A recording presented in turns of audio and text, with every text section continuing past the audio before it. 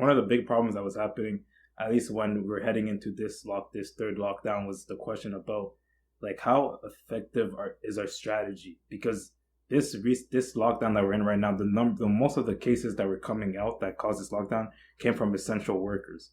So essential workers, anybody that works, let's say, at the front lines or etc. The people that are essential services. So most of the cases were coming from those from the essential workers, and the question now became like, what are we doing to protect essential workers? And that comes to the question of vaccine, which we'll get into, but also paid sick leave. Paid sick leave was a big was is one of the main factors that will allow an essential worker to stay home. And we saw like stories, like really tough stories. I don't know if you heard the story about the Emily Victoria Vegas. I think she's from Brampton. It's like the 13. It's like the youngest person in Ontario to die from the virus. She was like 13. Yeah, she was 13 years old, and her father's an essential worker. And yeah, like those stories came out. Obviously, Brampton's it's a hotspot for the virus, but stories like that came out, and then like people essentially started shifting to the government, the provincial government, to say what exactly are you doing against for protecting our essential workers. And paid sick leave was some at the provincial level was something that was asked about, that was suggested at the beginning of the pandemic, like at least to get at the provincial level. And the Ford government, their defense to it was like we expected the government to extend their federal program on this, so they kind of pushed the blame towards the Trudeau government. And now we see, because we're basically, election season starts very soon in terms of our provincial election. At least it's going to start next year, and we see that the Doug Ford government is now pushing the messaging where they're trying to lay blame now on the federal government. Like they've purchased like radio and TV time like very recently to lay the blame on the Liberal government for the pandemic response, because not only about the paid sick leave program, but also about stopping international travel, which would have stopped, to what they're saying, it would have stopped the variants from coming in. But the paid sick leave thing was a big issue, and then they finally announced their 3 day paid sick leave.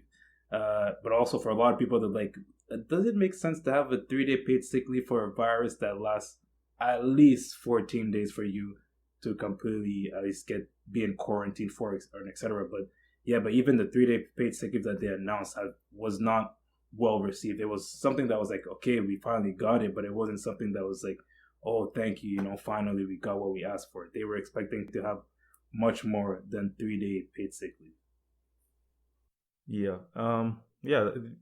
Like the paid sick leave has been really controversial, and rightfully so, because like what we saw was just like a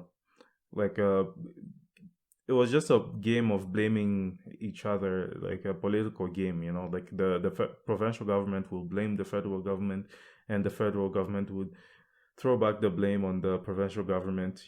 Like as you said, the provincial government was saying we expect this from the federal government, and the federal government was like, no, we're not gonna do this by ourselves. Like we are. I believe their messaging was like, we're prepared to work together to start a program, but you have to do some heavy lifting. And for some reason, the Ford government wasn't willing to do that. Um, yeah, and as you said, like it's becoming increasingly political. There's an election season next year, like um and I don't think I'm not sure how effective that messaging is. As I said before, most of the blame is being put on the provincial government other than the federal government.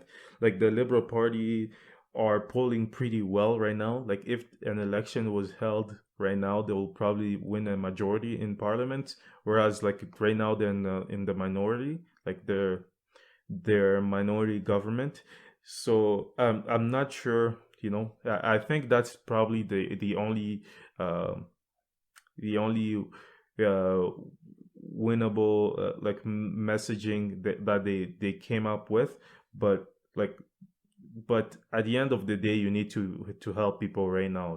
Like as you said, like a lot of these cases are from essential workers, and they're essential workers, and also many of these cases now are given how these variants are working and how they're like they're really hitting hard young people. Like I saw a stat where it said, uh, I'm not sure the time frame. I believe like last week or the past 2 weeks, like 24% of the new cases were like children constituted 24% of the new cases. So we're no longer in that phase where the virus was only hitting like adults who are right now being vaccinated, but like kids are also being hit. And as you talked about, like some like a 13 years old died because of COVID. So at the end of the day, like these governments, they need to help people first. I know it's cliched, but you need to do all you can to help people. And one thing that's like a perception, I don't think it's like I'm not saying it's right or wrong, but it's like a perception that has been out there, is that since the beginning of the pandemic, the Ford government has been really appeasing to like to companies, big companies, and not really looking out as much for workers.